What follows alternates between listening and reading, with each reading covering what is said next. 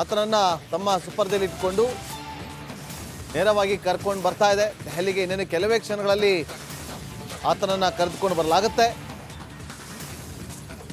ನ್ಯಾಯಾಧೀಶರ ಮುಂದೆ ಹಾಜರುಪಡಿಸಿ ಆ ಬಳಿಕ ತಿಹಾರ್ ಜೈಲಿಗೆ ಶಿಫ್ಟ್ ಮಾಡಲಾಗ್ತದೆ. ತಿಹಾರ್ ಜೈಲಿನಲ್ಲಿ ಎಲ್ಲ ರೀತಿಯಾದಂಥ ಸಿದ್ಧತೆಗಳನ್ನು ಕೂಡ ಮಾಡಿಕೊಳ್ಳಲಾಗಿದೆ.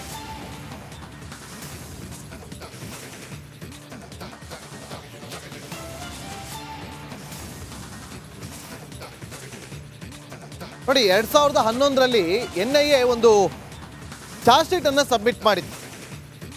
ಅದರಲ್ಲಿ ತಹೌರ್ ರಾಣಾ ಮೋಸ್ಟ್ ವಾಂಟೆಡ್ ಅಂತೇಳಿ ಆ ಆರೋಪ ಪಟ್ಟಿಯಲ್ಲೂ ಕೂಡ ಹೆಸರು ಉಲ್ಲೇಖ ಆಗಿತ್ತು.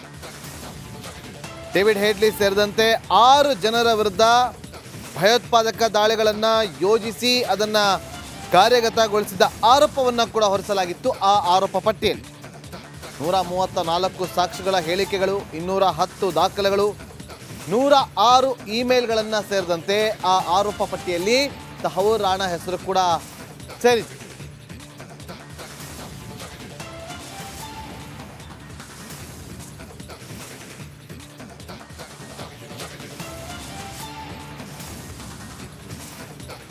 ನಮ್ಮೊಂದಿಗೆ ಈಗ ಏರ್ ಮಾರ್ಷಲ್ ಆಗಿದ್ದಂತಹ ಮುರಳಿ ಸರ್ ನಮ್ಮೊಂದಿಗೆ ಜಾಯ್ನ್ ಆಗಿದ್ದಾರೆ. ಮುರಳಿ ಸರ್, ನಮಸ್ಕಾರ. ನಮಸ್ಕಾರ. ಮೋಸ್ಟ್ ವಾಂಟೆಡ್ ಉಗ್ರ, ಇನ್ನೇನು ಕೆಲವೇ ಕ್ಷಣಗಳಲ್ಲಿ ಆತನನ್ನು ಕೋರ್ಟ್ ಮುಂದೆ ಹಾಜರುಪಡಿಸಲಾಗುತ್ತೆ. ಮೊದಲನೇದಾಗಿ ಭಾರತ ಒಂದು ಯಶಸ್ಸನ್ನು ಕಂಡಿದೆ ಈತನನ್ನು ಇಲ್ಲಿಗೆ ಕರ್ಕೊಂಬರೋದು. ಕಮಿಂಗ್ ಡೇಸಲ್ಲಿ ಇನ್ನು ಬೇರೆ ಬೇರೆಯವರ ಹೆಸರು ಕೂಡ ಇಲ್ಲಿ ಹೊರಕ್ಕೆ ಬರುತ್ತೆ. ಅದನ್ನು ಆತನೇ ಬಾಯಿ ಬಿಡ್ತಾನೋ ವಿಚಾರಗಳು ಕೂಡ ಮೆಲುಕಾಗ್ತಾ ಇದೆ. ಎಷ್ಟು ಎಕ್ಸೈಟ್ ಆಗಿದ್ರಿ ಈತನನ್ನು ಇವತ್ತು NIA ವಶಕ್ಕೆ ಪಡೆದುಕೊಂಡು ಕರ್ಕೊಂಬರ್ತಾ ಇರೋ ವಿಚಾರವಾಗಿ? ಇದು ನನಗನ್ಸುತ್ತೆ ನಮ್ಮ ದೇಶದ ಬಹಳ ದೊಡ್ಡ ಇದು ಕಾರ್ಯಾಚರಣೆ, ಅಚೀವ್ಮೆಂಟ್, ಡಿಪ್ಲೊಮ್ಯಾಟಿಕ್ ಎಫರ್ಟ್. ನಾವು 2009ನೇ ಇಸ್ವಿಯಿಂದ ಹಸ್ತಾಂತರ ಮಾಡಕ್ಕೆ ನಾವು ಟ್ರೈ ಮಾಡ್ತಾ ಇದ್ದೀವಿ ಎಕ್ಸ್ಟ್ರಾಡಿಷನ್ಗೆ. ಅದು ನಾವು ಅಮೆರಿಕ ಜೊತೆ ನಮ್ದು ಎಕ್ಸ್ಟ್ರಾಡಿಷನ್ ಟ್ರೀಟಿ ಬೇರೆ ಇದೆ, ಆದ್ರೆ ಆಗಿಲ್ಲ. ಇದನ್ನ ಅಮೆರಿಕ ಅನ್ನೋರು ಇವನಿಗೆ 13 years ಇಂಪ್ರಿಸನ್ಮೆಂಟ್ ಕೊಟ್ಟಿದ್ರು ಅವನ ಮೇಲೆ ಕೇಸ್ ಹಾಕಿ. ಇವತ್ತು ಅವನ ಮೇಲೆ ಬೇಕಾದಷ್ಟು ಕೇಸ್ಗಳಿದೆ. 166 ಜನದ murder, waging against the country, ಅವನ ಮೇಲೆ ಈ ತರ ಅವನ ಮೇಲೆ ಕೇಸಸ್ ಇದೆ. ನನ್ಗನ್ಸತ್ತೆ ತುಂಬಾನೇ ದಿವಸ ಅದು ವರ್ಷಾನುಗಟ್ಟಲೆ ಕಾಯ್ಬೇಕಾಯ್ತು. 2008ರಲ್ಲಿ ಕೃತ್ಯ ನಡೀತು. ಇವನು 2008 ನವೆಂಬರ್ನಲ್ಲಿ ಇವ್ರು ಬಂದು ಮುಂಬೈನಲ್ಲೆಲ್ಲ ಪೂಜೆ ಸರ್ವೆ ಮಾಡ್ಕೊಂಡು ಹೋಗಿದ್ದ ಅನ್ನೋ ಮಾತಿದೆ. 2008ರಿಂದ 2024 16 ವರ್ಷ ನಾವು ಕಾಯ್ಬೇಕಾಯ್ತು. ಆದ್ರೂ ಒಂದು ನಾವು ಮೆಸೇಜ್ ಕಳ್ಸಿದೀವಿ, ನಮ್ ದೇಶದ ವಿರುದ್ಧ ನೀವು ಒಂಥರ ನೀವು ಇದನ್ನ wage war against the nation, against the nation state. ಕಡೆಗೆ ಆಗುದು ನಿಮ್ಗೆ ಇದೇ ಗತಿ. ನೀವು ಕಡೆಗೆ ಬಂದು ನಮ್ಮ ಕೈ ಸಿಕ್ಕಾಕೋತೀರ.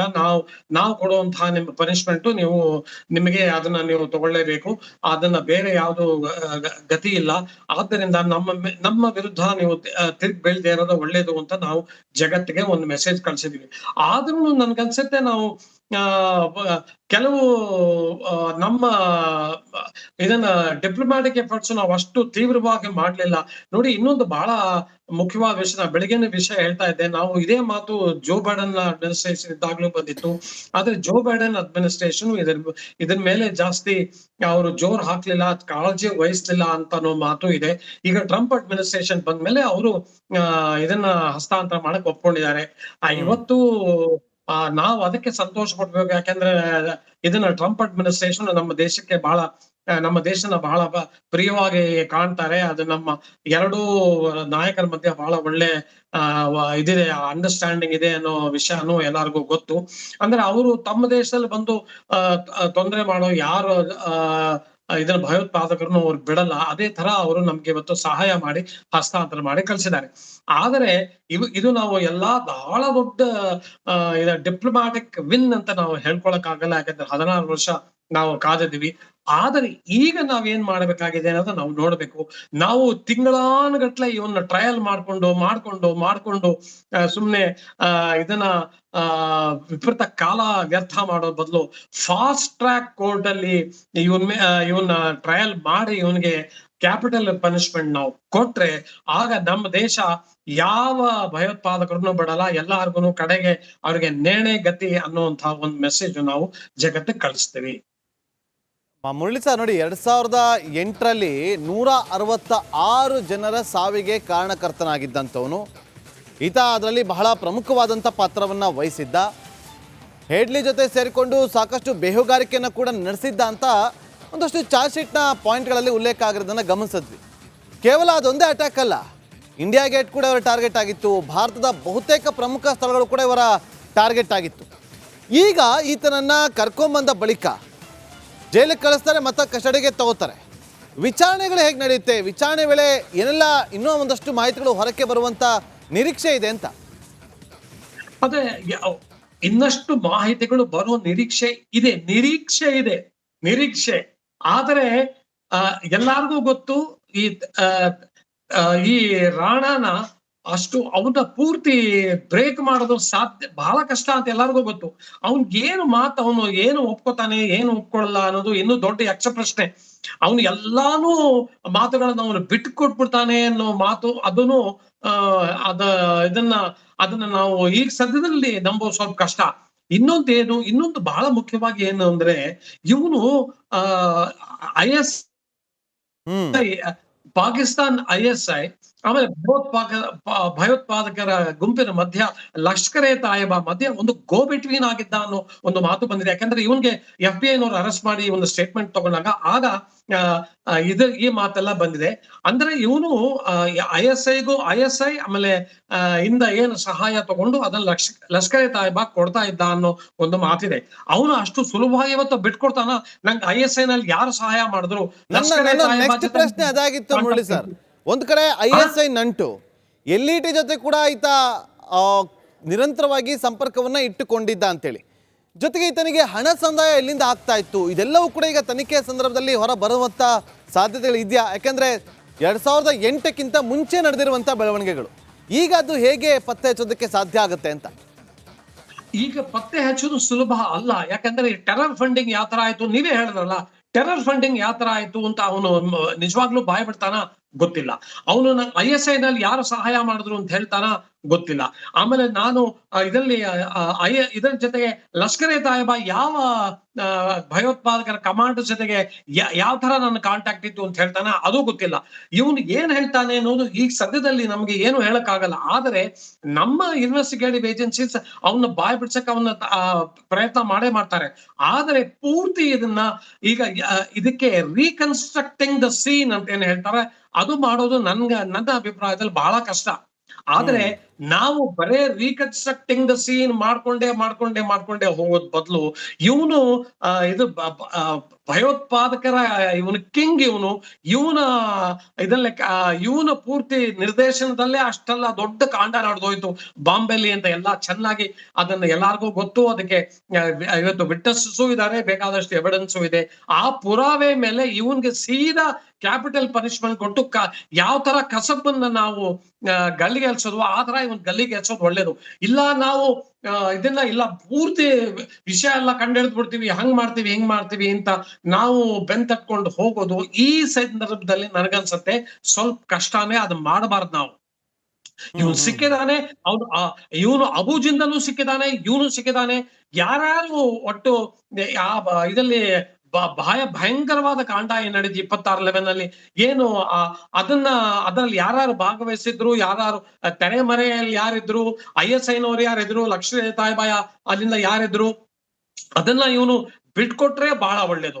ಬಿಟ್ಕೊಡ್ದಿದ್ರೆ ಇವನ್ ಇಟ್ಕೊಂಡು ಸಾಕಿ ಸಲಹಕ್ಕಾಗತ್ತ ನಾವು ಇದ್ರೊಳಗೆ ಇದ್ರೊಳಗೆ ಕೋರ್ಟ್ ಅಲ್ಲಿ ಇಲ್ಲ, ನಾವ್ ಇವನ್ಗೆ ಎಷ್ಟು ಬೇಗನೆ ಇವ್ನಿಗೆ ಪನಿಷ್ಮೆಂಟ್ ಕೊಡ್ತೀವೋ ಅಷ್ಟು ಒಳ್ಳೇದು. ಮುರಳಿ ಸರ್, 2008ರ ಸಂದರ್ಭದಲ್ಲಿ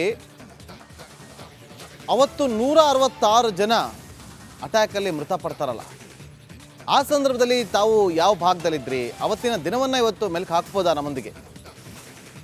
ಖಂಡಿತ 26/11 ಆದಾಗ ನಾನು ನಿಮ್ಮ ಚಾನೆಲ್ ಅಲ್ಲೇ ಈ ವಿಷಯ ಕೂತ್ಕೊಂಡು ಹೇಳಿದ್ದೀನಿ. ನಾನಾಗ ಯೂನಿಫಾರ್ಮ್ ಅಲ್ಲಿ ಇದ್ದೆ, ನಾನು ಏರ್ ವೈಸ್ ಮಾರ್ಷಲ್ ಆಗಿದ್ದೆ. ನನ್ನ 2 ಕ್ವಾರ್ಟರ್ಸ್ನವರು ಓವರ್ ನೈಟ್ ಪಾಲಮ ಕಳಿಸಿದ್ರು. ಬಹಳ ದೊಡ್ಡ ಆಪರೇಷನ್ ನಡೀತಾ ಇದೆ. ನಾವು ಡೆಲ್ಲಿಯಿಂದ ನಾವು ಸಾಮಾನ್ ಸರಂಜಾಮ್ ಎಲ್ಲ ಇದಕ್ಕೆ ಬಾಂಬೆಗೆ ಶಿಫ್ಟ್ ಮಾಡಬೇಕು. ನಮ್ಮ AN-32 ಏರ್ಕ್ರಾಫ್ಟ್ ಅದನ್ನ ನಾವು ಕಳಿಸ್ಬೇಕು. ಅದರಲ್ಲಿ ನಾವು ಸಾಮಾನ್ ಸರಂಜಾನು ಆಮೇಲೆ ಪೂರ್ತಿ NSA ಕಮಾಂಡೋಸ್ ನ ಕಳಿಸ್ಬೇಕು ಅಂತ ಒಂದು ಆದೇಶ ಬಂತು. ನನ್ ಜೊತೆ ಇನ್ನೊಬ್ರು ಏರ್ ಮಾರ್ಷಲ್, ನಾವಿಬ್ರು 72 ಅವರ್ಸ್ ಪಾಲಮಲ್ಲಿ ಕೂತಿದೀವಿ. 72 ಅವರ್ಸ್ ಅಲ್ಲಿ ನಿದ್ದೆ ಮಾಡದೆ, ಅಲ್ಲಿ ಇದನ್ನ ಯಾವ ತರ ರೆಸ್ಟು ಇಲ್ಲದೆ ಪಾಲಂ ಇದನ್ನ ಆಪರೇಷನ್ ರೂಮ್ ಅಲ್ಲಿ ಕೂತು ನಾವು ಪೂರ್ತಿ ಏರ್ಕ್ರಾಫ್ಟ್, ಸಾಮಾನ್ ಸರಂಜಾಮು, ಆಮೇಲೆ ಇದನ್ನ ವೆಪನ್ಸ್, NSA ಕಮಾಂಡೋಸ್ ನ ಇದನ್ನ ಬಾಂಬೆ ಕಳ್ಸಿದ್ವಿ. ಅಂತ ಒಂದು ಕಮಾಂಡೋನಲ್ಲಿ ನಾವು ಕಳ್ಸಿದ್ದು ಉನ್ನಿ ಕೃಷ್ಣನ್. ಆ ಉನ್ನಿ ಕೃಷ್ಣನ್ ಜೊತೆ ನನಗೆ ಪರ್ಸನಲ್ ಆಗಿ ಇಂಟರಾಕ್ಟ್ ಆಯ್ತು. ನನಗೆ ಇನ್ನೂ ಚೆನ್ನಾಗಿ ಜ್ಞಾಪಕ ಇದೆ. ಉನ್ನಿ ಕೃಷ್ಣನ್ ಅವನು ಇದನ್ನ ಕಂಪ್ಲೀಟ್ ಆಗಿ ಏರ್ ಕ್ರಾಫ್ಟ್ ಅಲ್ಲಿ ಕೂತ್ಕೊಂಡು ಜನ ಕಾಯ್ತಾ ಇದ್ರು. ಉನ್ನಿ ಕೃಷ್ಣನ್ ಟಾರ್ಮ್ಯಾಕ್ ಮೇಲೆ ಇಟ್ಕೊಂಡು ಫೋನ್ ಅಲ್ಲಿ ಮಾತಾಡ್ತಾ ಇದ್ದ. ಆಗ ನಮ್ಮ ಕ್ಯಾಪ್ಟನ್ ಬಹಳ ಅಬ್ಜೆಕ್ಷನ್ ತಗೊಂಡ್ರು. ನಾವೆಲ್ಲ ಒಳಗ್ ಕೂತಿದ್ವಿ, ಅವ್ನು ಹೊರಗ್ ನಿಂತಿಯಾನೆ, ನಾವು ಯಾವಾಗ ಹೊರಡೋದು ಅಂತ. ನಾ ಅವ್ನ್ಗೆ ಹೋಗಿಡ್ದೆ, ದಯವಿಟ್ಟು ಫೋನ್ ಮಾಡೋದು ನಿಲ್ಸು, ದಯವಿಟ್ಟು get inside, captain is already there, it is not in good taste to stand outside ಅಂತ. ಅವ್ನು ಒಳಗ್ ಹೋಗಿ ಅವನು ಕೂತ್ಕೊಂಡ. ಆಮೇಲೆ ನಿಮ್ಗೆಲ್ಲಾ ಗೊತ್ತು ಏನಾಯ್ತು ಉನ್ನಿ ಕೃಷ್ಣನ್ಗೆ ಅಂತ. ಈ ಮಾತು ನಾನು ಅವ್ರ ತಂದೆ ತಾಯಿಗೂ ಹೇಳಿದೆ, ನೋಡಿ ಈ ತರ ಆಗೋಯ್ತು, ನನಗೆ ಅವ್ನು ಯಾರು ಅಂತ ಗೊತ್ತಿರ್ಲಿಲ್ಲ, ಅವನು ಅಷ್ಟು ದೊಡ್ಡ ಹೆಸರುವಾಸಿ ಆದ ಆಮೇಲೆ ಬಾಂಬೆ ಅಟ್ಯಾಕ್ ಅಲ್ಲಿ ಅಂತ. ನೋಡಿ, ಇದು ನನಗೆ ಫಸ್ಟ್ ಜ್ಞಾಪಕ ಬರೋದು ಆ 72 ಗಂಟೆ ನನ್ ಕಳೆದಲ್ಲ ಪಾಲಂ ಅಲ್ಲಿ.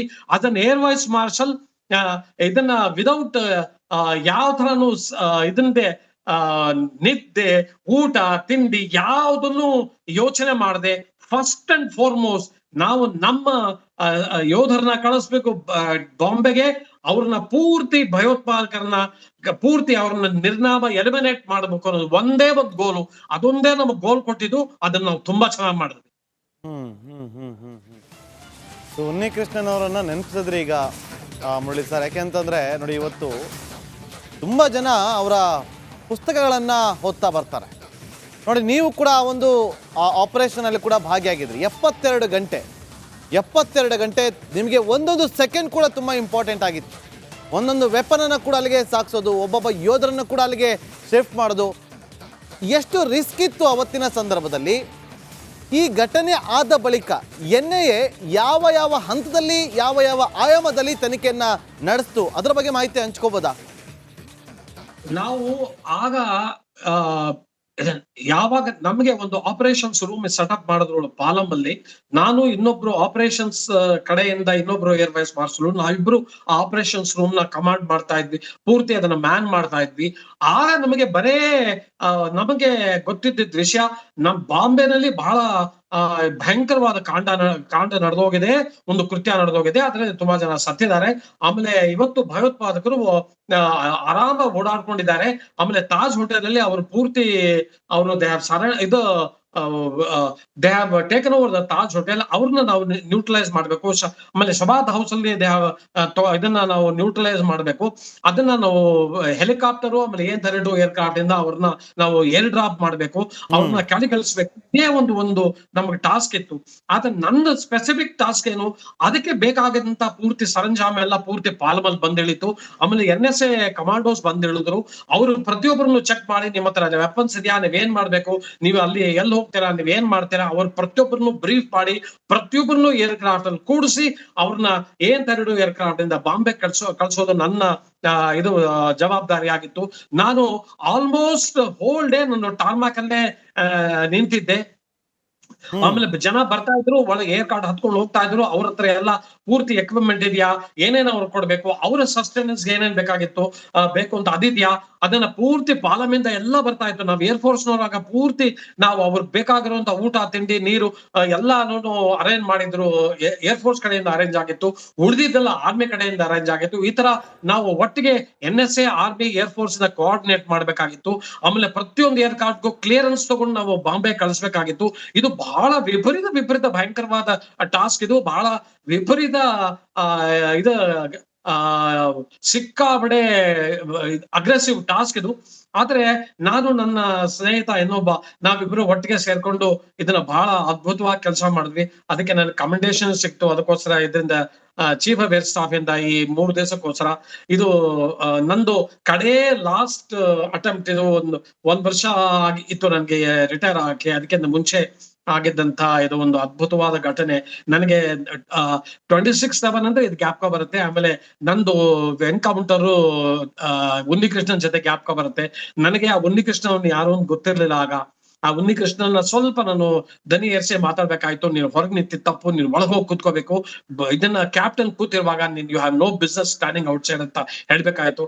ನಂಗೆ ಅದಾದ್ಮೇಲೆ ತುಂಬಾ ಬೇಜಾರಾಯ್ತು. ಉನ್ನಿಕೃಷ್ಣನ್ ಇವತ್ತು ದೊಡ್ಡ ನಮ್ಮ ದೇಶದಲ್ಲಿ ಹೆಸರು. ಅವ್ರ ತಂದೆ ತಾಯಿಗೆ ನಮಗೆ ಕ್ಷಮಾಪಣೆ ಕೇಳ್ಕೊಂಡೆ, ದಯವಿಟ್ಟು ಕ್ಷಮಿಸಿ, ನಿಮ್ಮ ಮಗಂಗ್ ನಾ ಈ ತರ ಮಾತಾಡ್ಬೇಕಾಯ್ತು, ಆದ್ರೆ ನನ್ನ ಆ ಸಂದರ್ಭದಲ್ಲಿ ಮಾತಾಡ್ಬೇಕಾಯ್ತು. ಅದು ನನ್ಗೇನು ಬೇರೆ ಕೆಟ್ಟ ಭಾವನೆ ಇರ್ಲಿಲ್ಲ ಅಂತ. ಈಗ ಅವ್ರ ತಂದೆ ತಾಯಿಗಳು ನನ್ಗೆ ತುಂಬಾ ಹತ್ತಿರದ ಸ್ನೇಹಿತರು ಆಗಿದ್ದಾರೆ. ಎಷ್ಟೋ ಕಡೆ ನಾವು ಎಷ್ಟೋ ಫಂಕ್ಷನ್ ಮಾಡಿದ್ದೇವೆ. ಆದ್ರೆ ನಮ್ ಮೊದಲನೇದು ಜ್ಞಾಪಕ ಬರೋದು ಇದೆ. ಆ 72 ಗಂಟೆ ಆಪರೇಷನ್ ಉನ್ನಿಕೃಷ್ಣನ್ ಎನ್ಕೌಂಟರೇ ಜ್ಞಾಪಕ ಬರೋದು. ಇವತ್ತು ಆತನ ಮುಖವನ್ನ ನೋಡಿದ್ರೆ ನಿಮಗೆ ಎಷ್ಟು ಕೋಪ ಬರುತ್ತೆ.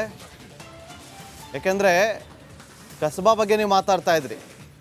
166 ಜನರ ಸಾವಿಗೆ ಕಾರಣಕರ್ತರಾದಂಥವನು. ಆ ಚಾರ್ಜ್ ಶೀಟ್ನ ಪುಟಗಳನ್ನು ಗಮನಿಸಿದಾಗ ಮುರಳಿ ಸರ್, ಇವರು ಮಾಡಿದಂಥ ಪ್ಲಾನಿಂಗು, ಇವರು ಮಾಡಿದಂಥ ಮೇಲ್ಗಳು, ಎಷ್ಟು ಸಾರಿ ಇಡ್ಲಿ ಜೊತೆ ಭಾರತಕ್ಕೆ ಬಂದಿದ್ದ, ಬೇಹುಗಾರಿಕೆಯನ್ನು ಹೇಗೆಲ್ಲ ಮಾಡಿದ್ದ, ಜೊತೆಗೆ ಈ ಥರ ಪ್ಲಾನ್ಗಳು ಹೇಗಿತ್ತು, ಅದೆಲ್ಲವೂ ಕೂಡ ಸವಿಸ್ತಾರವಾಗಿ ಚಾರ್ಜ್ ಶೀಟ್ನಲ್ಲಿ ಉಲ್ಲೇಖ ಆಗಿತ್ತು.